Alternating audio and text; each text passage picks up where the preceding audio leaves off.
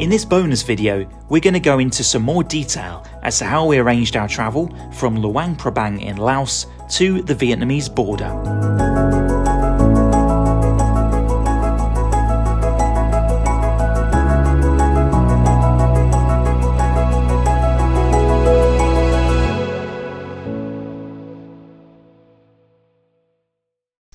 So we've spent a night in Nong Kiao.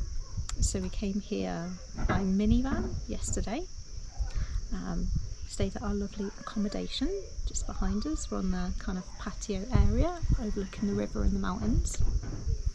Yeah, so we had a nice time just gently wandering around, exploring yesterday, but also trying to work out our onward travel plans. So we are expecting this part of the journey to be more challenging than we have been used to so far, and that's because this part of the journey, proof were needed that we are right on the river. Lots of boats going by. Yeah, so we're expecting this part of the journey to be slightly more challenging than we're used to, because this is a slightly less touristy route, and the challenging aspect certainly came to fruition yesterday, when it seemed that we might have to reconsider the entire itinerary. Yeah, and the tricky thing about that is when you apply for your e-visa for Vietnam, you have to specify your entry port where you're crossing over, and if you change your plans, that visa is invalid.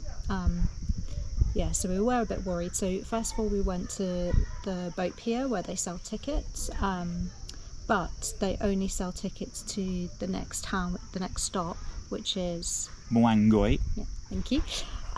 Which is an hour away, and they were just very casual saying you just turn up on the morning, and obviously because we're overthinkers, overprepared to our research, we heard that sometimes there's not enough people, you're encouraged to get a private boat, so that would really up the prices considerably, so we were a little bit worried about that. And he said to kind of go on to the next stop, which is Muang Kwa. That you would have to book that boat that's onward travel in the next town and not here, and the next town is very, very small. Did you say it was like a population of like 700 people, so very small, so we were a bit worried about kind of getting stuck. So then we saw some tourist agencies, we asked, they told us that actually it's quite tricky to get to Muang Kwa. That boats don't go there every day. If there's not enough people, it can be very expensive, in the region of millions of kip, and so maybe like £100 or so. £200 to hire a private boat. I thought it was waiting. Who's it? Yes, so that potentially could cost a lot of money. We might be stranded there.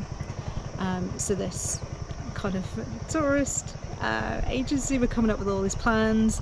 We could take you on a 4-day trip, go trekking, stay with hill tribe people, and basically we could end up taking you by boat to Muang Kwa. They'd be so busy right now.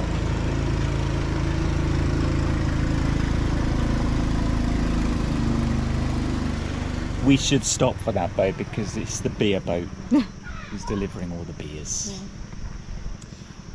Yeah, so they could organise a tour, go trekking, do homestays with hill tribe people, and end up in the town we want to and do some tours around that. But that's like a whole complicated package. It would involve having to move our stay that we already have here. We didn't want to necessarily cancel going to the next place because we'd already booked accommodation there.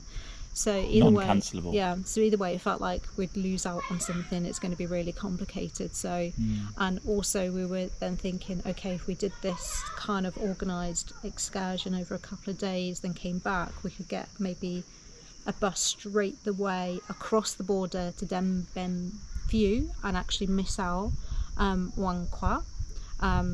which apparently isn't the most interesting place anyway, so it wouldn't have been the worst plan, but just a very complicated, potentially expensive plan. So yeah, we were pretty despondent. Well, I certainly was, but at this point, and I was tired and hot as well. We were a so bit overwhelmed by all the numbers, all the possibilities, because he was just kind of making up this tour potentially on the spot. Which wasn't the cheapest either. Yeah. However, literally 2 minutes walk down the road, we saw a sign at another tourist agency, direct boat to Muang Kwa, sailing tomorrow. Wasn't ideal for us because, as we said, we already had accommodation booked in our next stop, Muangoi, but we made inquiries anyway, and it just so happens that they are sailing a boat to Muang Kwa on the day that we need them to, and they can pick us up, which is wonderful. Yeah. So literally our despair lasted all of 2 or 3 minutes.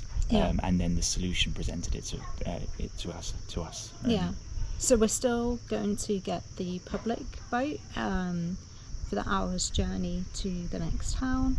Muangoi. Yeah. And we'll stay there for 2 nights, and then we'll get picked up by this private boat and at that town and go on to Muang Kwa. Because they're already picking up some customers there anyway, so we're kind of just tagging along onto the plans, and they discounted us the price of the journey between, you know, the hour bit of travel that we're not doing with them. So as long as the public boat thing works out tomorrow, it'll all be good. Yeah. So let's see, Let's see what happens.